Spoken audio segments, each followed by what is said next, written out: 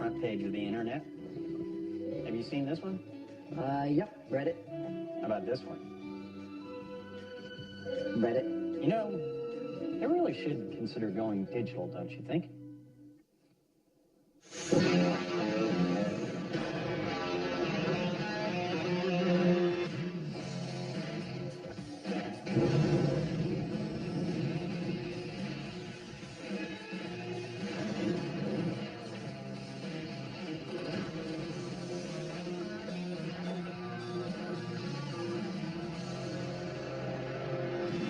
Jamie, you know what Reddit is? Other than the sound a frog makes? Nice. No, Reddit is actually an online community discussing pretty much everything every single day. They call themselves the front page of the internet, and that's not far from the truth. I was kidding. I know what Reddit is, but what's that mean to us? Obviously, you know, we couldn't do this show without the submissions we get from fans. And seeing an opportunity, because we're very popular on Reddit, I went on the site a few months ago and solicited ideas that we could test on a MythBusters Reddit-based episode. Did it work? Actually, gangbusters. We got over 7,000 responses. Now, once we weeded out the ones that were not family-friendly, not good for television, and were just plain gross and disgusting, you know who you are. We were actually able to get several that are eminently testable by us. Like what? Well, later we'll be throwing Buster from a helicopter. Oh, there it goes! Trying to punch our way out of a paper bag. And fans wanted a gratuitous explosion, and I think we should oblige. Naturally. But first, Redditors want us to test whether a fart is visible using thermal imaging technology. There's a viral video that purports to show this, and they want us to test whether it's true. Can we say fart? It's our last season. What are they going to do, fire us? From the very beginning, the most popular fan submissions I allocate myself to 6 gas passings per day. have been myths about gas emissions. Flatness. Hey, we got one! So stand by for another detour down under.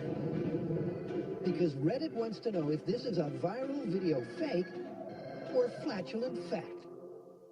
And Adam's starting at the bottom. The last time on MythBusters, we attempted to catch a flatus on film. It was devilishly difficult. Yeah, you got one? I think so. No. Nothing. We still hope to do this experiment with a real human flatus, which is why I'm drinking all this lovely carbonated seltzer water. But just in case that does not work... Oh, wait. No, I gotta pee. I am planning to build a machine that can also eject a flatus. That's what all this equipment is. It will soon be a machine that can fart. The basic gist of my flatus generator design is that it needs to be at body temperature. That's the temperature our home-built flatuses are. So I'm going to generate the flatus from inside a gas chamber floating in a water bath that will be kept at human body temperature. That might not be clear right now, but it will once I start to build it. Oh! That was a complete and total disaster. Adam's demo may be a while longer than expected. Oh! Meanwhile, here's a hotshot Heineman talking tech. So the story here goes that you can use a thermal imaging camera to see a flatus. And we've ended up using these quite a bit on the show to tell whether things are hot or cold. Like some demented elf. And you can see by looking at the image of my face that the bright yellow areas are the hot ones. The darker blue ones, like my hat, are colder. So given that gas coming out of my body should probably be about the same temperature as my body, you would think that it would show up. Yep, a thermal camera measures infrared light, Just putting my hand down. calculates temperature, and renders a scaled image from the data. Older technology does so in black and white. Modern, ultra-sensitive cameras like ours have a full range of color. But can it really pick up hot air? With no natural flatus forthcoming. Yeah. Oh, wrong end.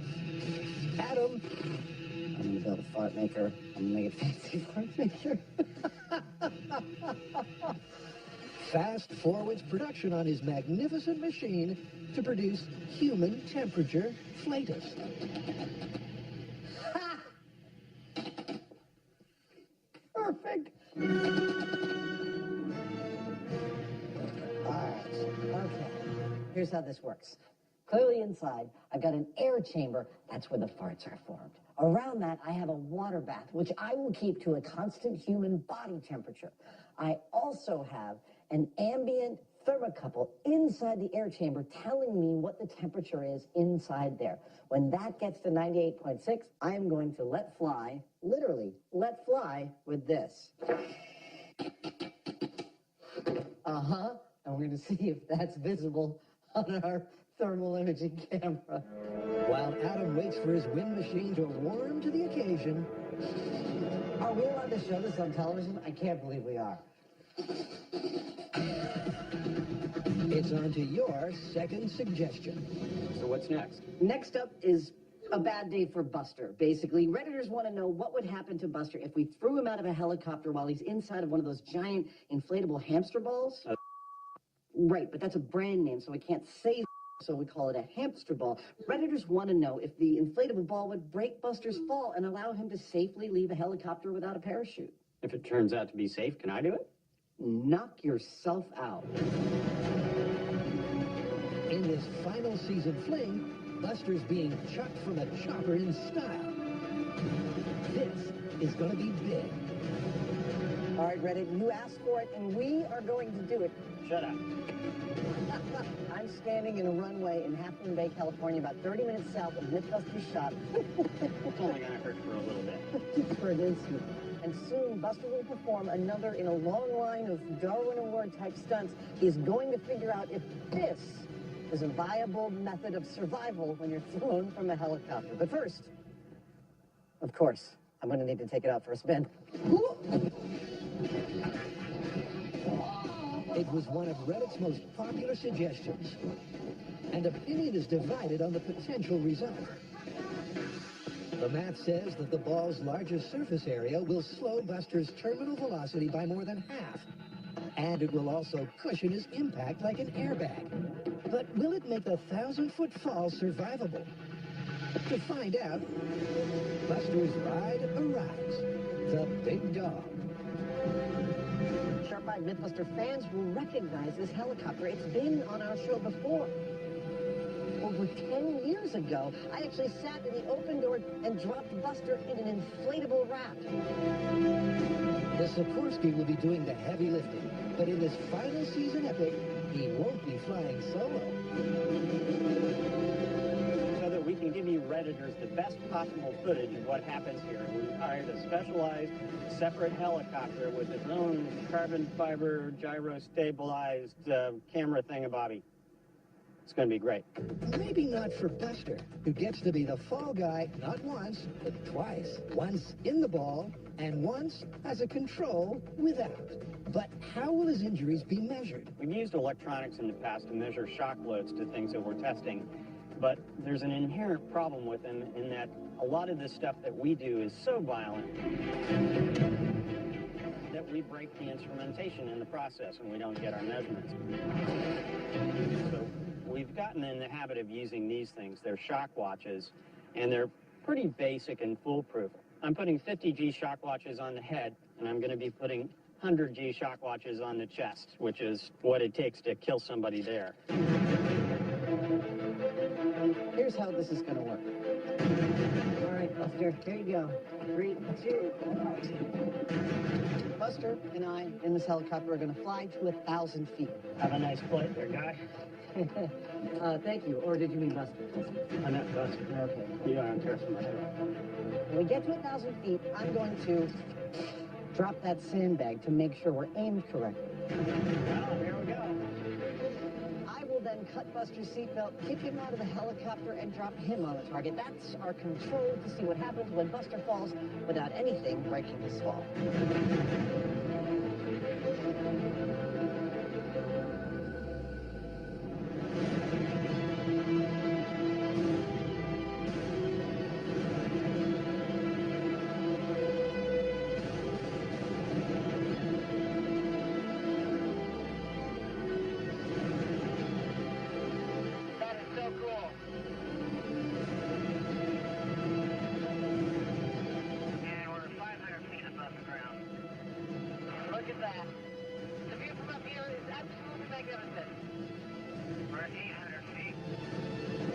Unpredictable winds won't affect the velocity of Buster's impact, but too much sideways drift could be a danger for those below. We're at 1,000 feet. All right, we are in proper position to make sure our aiming is good. I'm about to drop the sandbag. Here we go.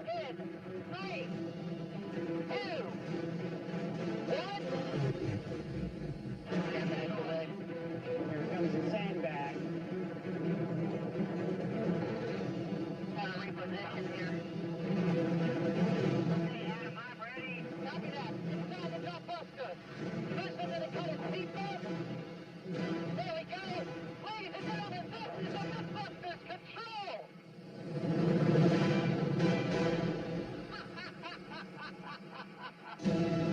There he goes. That was beautiful. Man, that looks terrifying.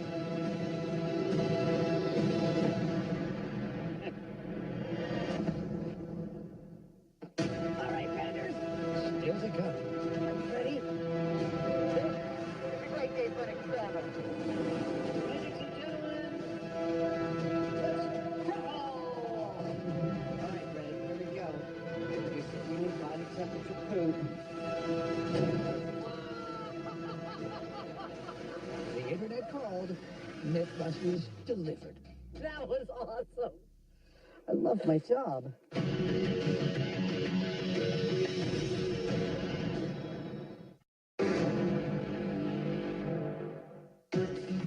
Dear MythBusters, dear MythBusters. From the very beginning, fan feedback has been integral to the MythBusters MO. No more car! In this final season, it's come full circle with a Reddit special. We are starting with what's called an AMA, an Ask Me Anything, in which I log into Reddit. That's the best question ever. And take open questions from the entire user base. The result? Can an inflatable hamster ball save Buster from a 1,000-foot fall? I think he might have pooped himself. All right, so for our control, Buster's dead. Well, and most importantly, the sensors worked, and if they worked in this case, they'll work inside the inflatable. Every single shock watch was tripped, with a red line indicating a lethal impact. And no wonder. The map says Buster hit the ground at an estimated 120 miles per hour. So, bring on the ball. So getting Buster into this inflatable and getting him all hooked up and rigged on the helicopter, Turns out there's nothing I can't find a lazier way to do. a little more involved than just chucking him in the chopper. It's going to be tricky.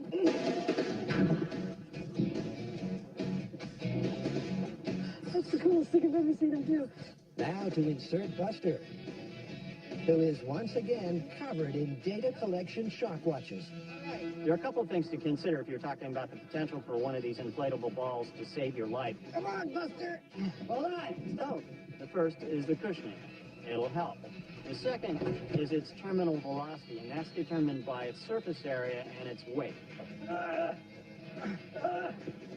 Yes! Come on, Buster! Okay, wait. Oh. A feather has more surface area than a ball bearing of the same weight, and so it's going to fall slower. I think, stop. Yeah? Stop. Okay. Just seemed like too much fun to not keep doing that. We know that Buster by himself is going to fall at about 120-some miles per hour. We'd estimate that the ball, however, is going to fall at about 50 miles per hour. There we go! And there we go.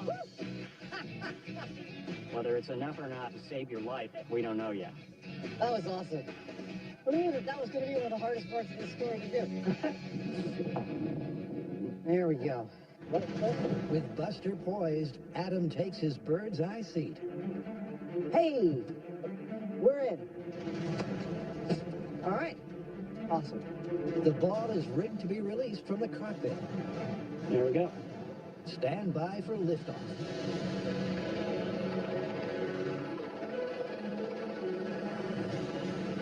All right, this is how this is going to work. Buster, inside the hamster ball, will be hanging below this helicopter on a tether.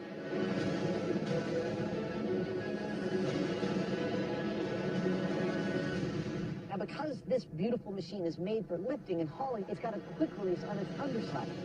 All right, here we go. So once we fly up to 1,000 feet, we're going to pull that quick release, drop Buster, and I'll be able to watch his fall from right here looking down.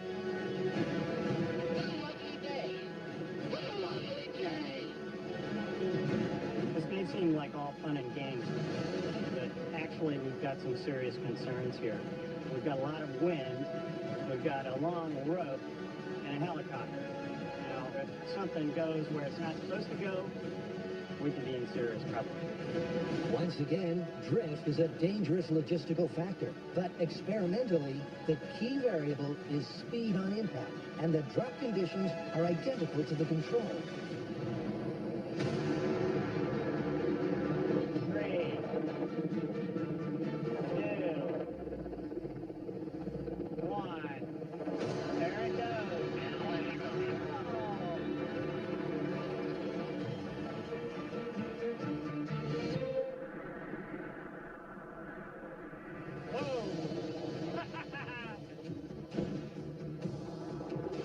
Well, I tell you one thing, Buster seems like he's a lot better off than he was without that ball. Let's go see how he turned out. Here it is, Reddit. Did the reduction in terminal velocity and a giant airbag save Buster? Dead, dead, dead, dead, dead. Ah, very dead. Well, that's the last time I jump out of an airplane with one of these things. Yeah. 3, 2, 1, and away it goes. Well, Buster didn't survive. And when you think about it, the thickness of the cushion here is, well, it's kind of like a nice soft mattress.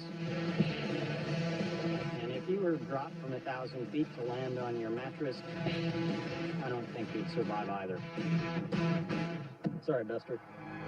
Even at 50 miles per hour, the cushion of air couldn't slow his deceleration enough to prevent a fatal impact. But the guys can't leave it there. They have one more sleeve and one more trick. I seem to remember, back in the distant past, bubble packaging did a pretty good job of breaking my fall. I'm okay.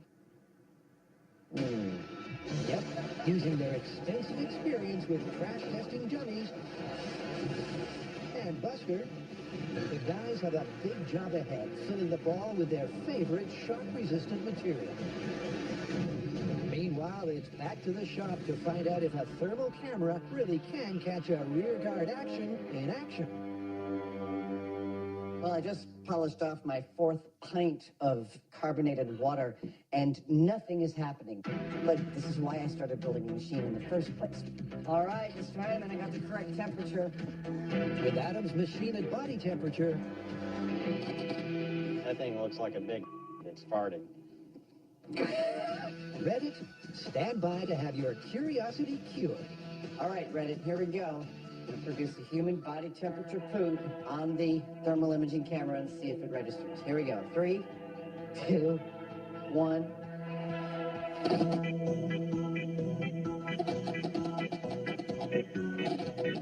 Anything? The suspense is killing me. Nothing. Nothing. Nothing. Nothing. It sounds great, though. I know. Just saying. It might be music to Janie's ears, but even in close-up, Here we go. this myth is looking busted. Nothing at all. I can see the nozzle's actually heating up quite a bit from the air going through it, All right. but there's no indication of any kind of gas coming out of it. Okay. So just to recap, we built what I consider to be the most advanced artificial farting device yet devised by nature and the skill of man. And if we can't see a fart coming out of this thing, well, it's just not gonna happen. Yep, and it's down to density. Low-density gas emits almost no infrared light. So how exactly was the original fake? Adam fires up an old black and white camera for a demo. A tube and some freezing cold compressed air, often used in electronics for making circuits cold. Watch what it does here. Thermal imaging camera, here we come. Oh yeah, look at that. That looks exact. Oh, whoo! Hey, that's cold. Whoo! Don't try that at home. Of course, eagle-eyed viewers will have noted the flaw in the fake. Like Adam just showed, the gas in a viral video was colder than the surrounding atmosphere. That's because it was dark. It should be warmer than the surrounding atmosphere. So if you're going to cheat it, you need steam. Like this. So, sorry guys, I gotta tell you, you got it all bass-ackwards.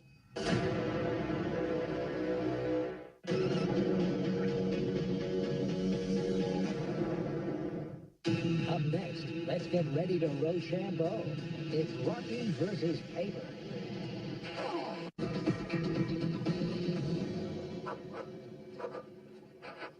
You look hot. I mean, as in warm. I just finished my workout. Yeah. So what's next? Well, you know on MythBusters we've done a whole bunch of idiomatic phrases, right? More than you can shake a stick at. Nice. See what you did there. Well, one of the best suggestions to come through our Reddit inbox was the phrase, you can't punch your way out of a paper bag. So the myth is that it's impossible to punch your way out of a paper bag. No, because the phrase is always spoken in context. It means when you say to someone, you can't punch your way out of a paper bag, you mean that they're a weakling. Ergo, the myth is that punching your way out of a paper bag should be trivially easy. Well, you're not going to fit into a paper bag. What, so you got to make me a man-sized paper bag to box my way out of? You'd still rip your way out, though. Right, you've got to make it big enough where only a punch is going to get me out of that bag. Oh, I'm totally feeling it. Bring it on. Come on, paper. Oh, yeah. Oh, you want a little? Where'd Jamie go? Come on. Jamie? He hit the shop for some science on why this idiom may not be as cut and dried as it seems. Well, the thing is that a punch involves two components. One is the fist, which is moving, and the other is the target, which is not. Now, if the target actually starts to move, then everything's different. That's a game changer. To demonstrate the difference between a stationary and a moving target, Adam sets up a load cell, a device that registers force in pounds. 3, 2, 1. Look at that. About 35 pounds force to push through that. Yeah. This could have totally done it. Yep, anyone can apply that amount of force. But Loose piece of paper, load cell. 0.5 pounds of force. if the paper is able to move, Adam can't register anything close to the required 35 pounds. That is the key. The paper has to be able to move. Allow me to explain. Graphics, please. If the bag is too small, less than an arm span, it would be way easy to just hold it in place and rip it. But if the diameter is greater than my arm span, say 6 feet, then the paper could theoretically accelerate out of the way of my punch, and it might not be possible for me to apply the requisite 35 pounds of force. Yep, for this myth, size really does matter. Okay, time to build our own giant shopping bag. I'm going to keep it in exactly the same proportions of this bag. It's just going to be much bigger. There we go. That's one big-ass grocery bag. Yeah. The paper opponent is prepped. But not only does Adam have no idea how to throw a punch, after removing a muscle suit, it's clear he's seriously out of shape. Cue the training sequence. Now, if I'm going to punch my way out of a paper bag, it behooves me not to underestimate my opponent and learn about punching from a professional standpoint. Looks good. Let's get gloved up. All right, let's see what you got. Cool. This is terrifying. And my guide in this will be Paul Wade. He's a former Northern Ireland kickboxing champion, San Francisco Golden Gloves champion, and he is the owner of the 3rd Street Boxing Gym right around the corner from the MythBusters shop. That's it. Paul is going to show me a little bit about what punching is really about. See what you got. Come on.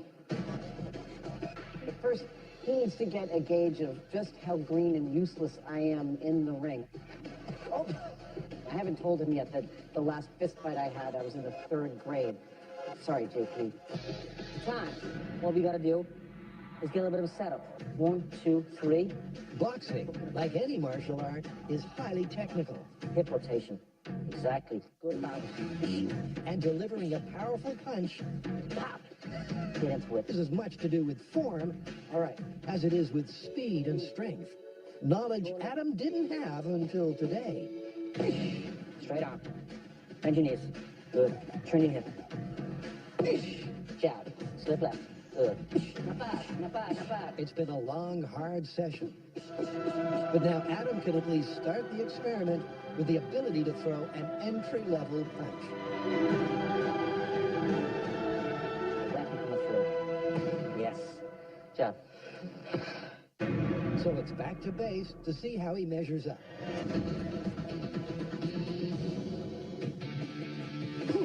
Remember, it took 35 pounds of force to pierce stationary paper.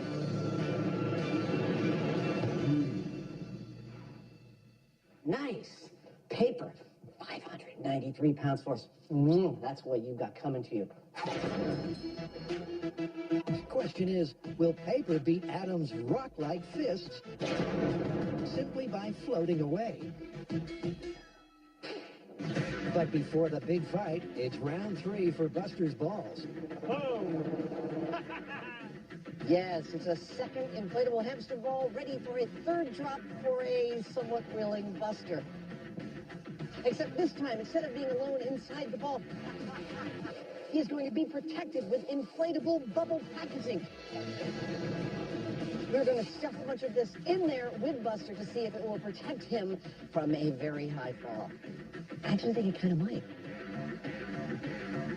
Okay, so Buster has a nice little cushion of inflatable packaging, and he's ready to ship.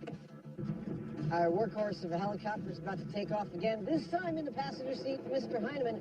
Fun fact, that helicopter has only ever had 3 non-pilots in the passenger seat. Harry Byron, Adam Savage, that's me, and Jamie Heineman. It's a MythBuster party. The big dog is up. The Heineman is riding shotgun. And Buster, covered in shop watches, once again wishes he'd never applied for the job. Good. That's the coolest view ever!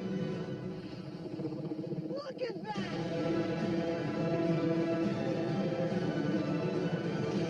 Dude, we've got 2 helicopters in the air.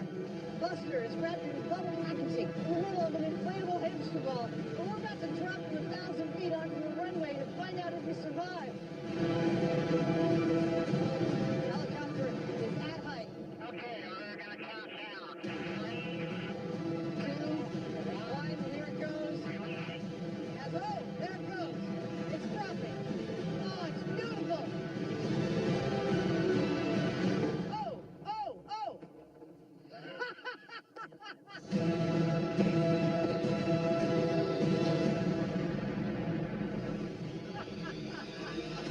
Oh, that is awesome.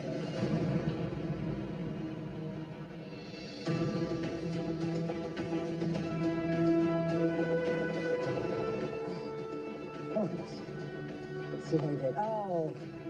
Oh, the news is bad. Now it's tripped. Now it's tripped. Tripped, tripped, tripped. He's dead, Jim. He's dead. All right, it's judgment time. An inflatable hamster ball as a method for surviving falling out of the sky. How do we find? Not so much. It's busted. It's totally busted. Let's get out of here.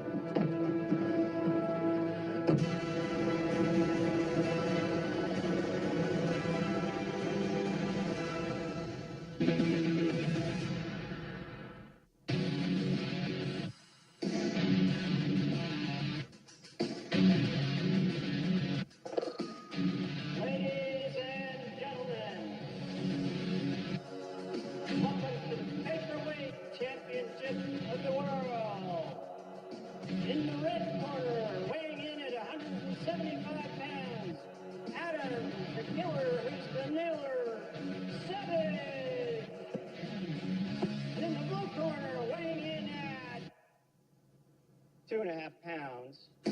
is the reigning champion, Paper Bag.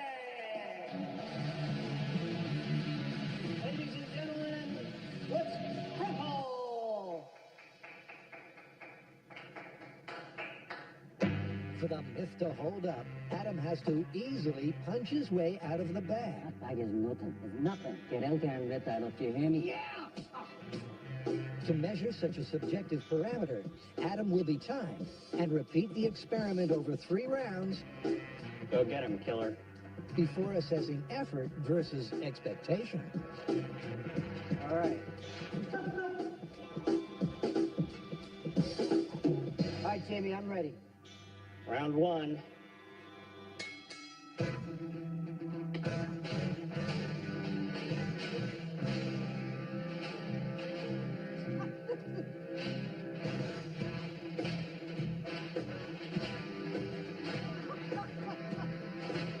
Seconds in, despite taking a pounding, the bag's still standing. Look, Paul showed me how to punch, and I am not holding back. I am giving it everything that I've got, and it is surprisingly difficult. Adam is punching with almost 600 pounds of force, but so far, each punch is not applying enough pressure to pierce the paper. It's surprisingly violent. Every time Adam hits the bag, it makes this thunder-like noise. It's a sharp crack, a lot of reverberation. It's frightening.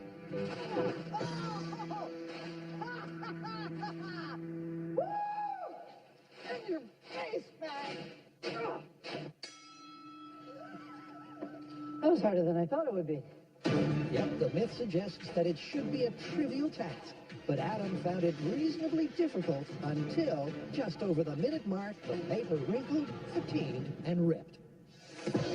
With a benchmark laid down, Come on. cue round 2. Awesome.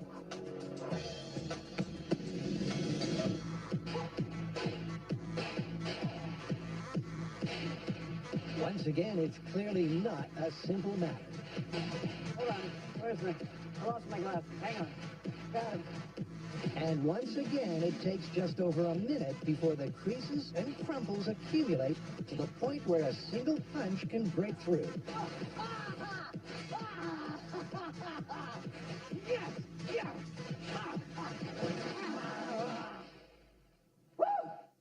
And when round 3 yields an almost identical result,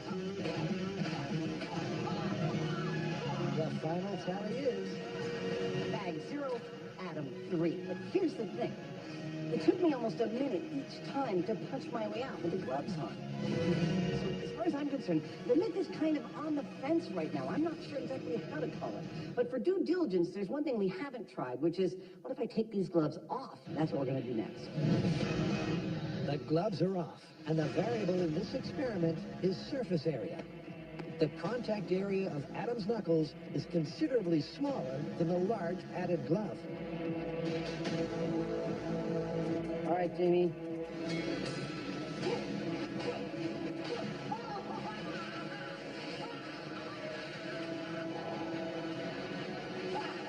Until bare-knuckle brown bag beat down. The same force applied over a smaller surface area equals a much greater pressure, and it's pressure that ultimately pierces the paper. Ladies and gentlemen, the new paperweight champion of the world, Adam Seven. The phrase means punching away out of a paper bag should be easy, and gloves or no, it is, in fact, reasonably easy. Therefore, it's myth confirmed. With 3 Reddit requests in the bag, it's back to base for the final fan suggestion of the final season. So what do the Redditors have next? Well, as you can imagine, there were hundreds upon hundreds of suggestions of things that we could blow up on this show. But the most popular votes were for 2 main categories. Half the people wanted us to make a glitter bomb. The other half wanted us to blow up a snoo. I figure we kill 2 birds with 1 stone and do both. Make a bomb that blows up a snoo with glitter in it. Great. What's a snoot? This is the snoo. And Reddit has requested their lovable logo go out in a glitter bomb of glory. Adam and Jamie are only too happy to oblige. But will it be the epic Big Bang ending everyone wants? There's only one place to find out. Redditors, if you're fans of MythBusters, you are even deeper fans of the location in which I am standing, cleared of brush for 20 or 30 acres and nestled into the hills of Dublin, California. This is the Alameda County Sheriff's Department bomb range, without which it's not too much to say MythBusters would not be MythBusters. We have been blowing up stuff on this specific range for more than 10 years, and it's the perfect place for us to detonate your beloved snoo. All right. Isn't it kind of ironic that we just had this build that was like born yesterday, and today we're killing it? That's our usual style, isn't it? Question is, Snoo coming through. how do you make a glitter bomb out of a 2D digital cartoon? Well, before you blow it up in order to fill it with glitter, paint, and high explosive. Wow, that's beautiful.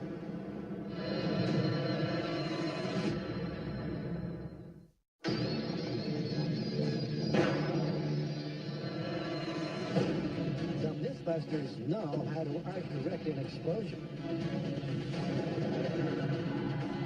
Ladies and gentlemen, So if Reddit wants to blow up an inflatable cartoon and finish this final season spectacular in style, okay, I'm in the snoo. then Adam and Jamie Okay, guys, bring in the explosives. are just the men to deliver I'm ready to be born. tailor-made mayhem.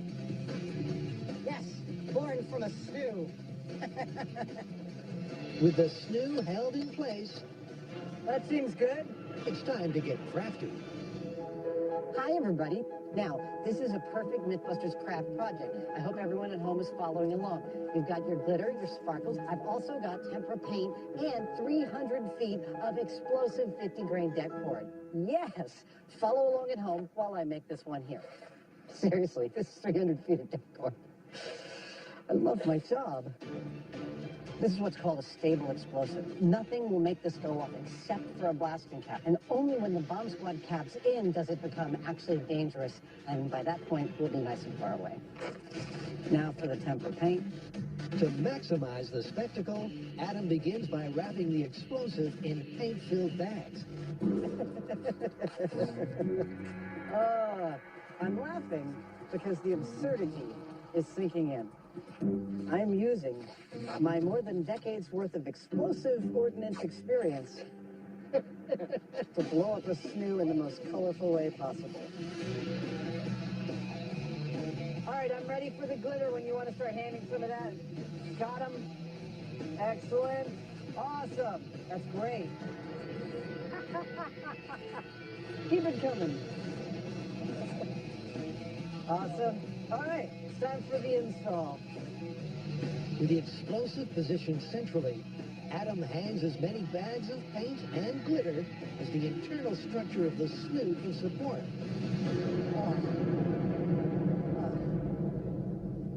It's hot in here. Before making a quick exit, Let's go.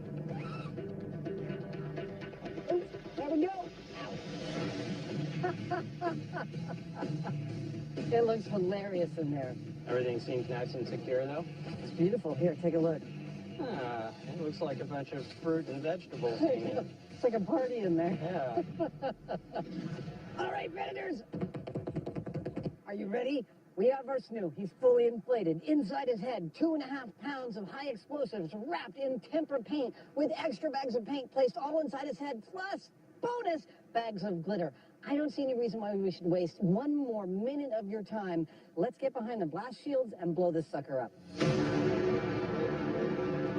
this is it. So, I'm ready. Snoo's ready. Adam ready?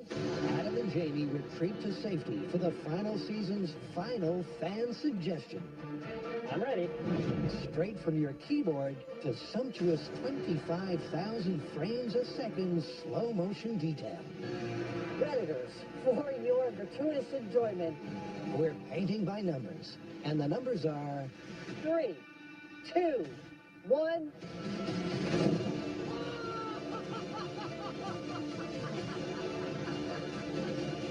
That was awesome. That was fast, there was glitter, there was paint. The high-speed shot's going to be awesome. Yeah. Brace yourselves. The high speed is coming.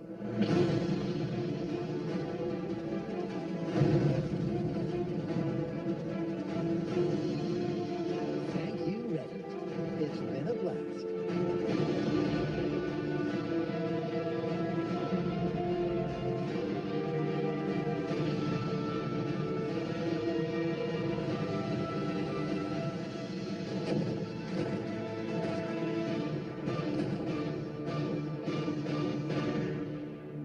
You know, I think that's the first time we've ever blown up an inflatable something or other. I've blown up lots of them. What do you mean? Really? Yeah. I don't want to know.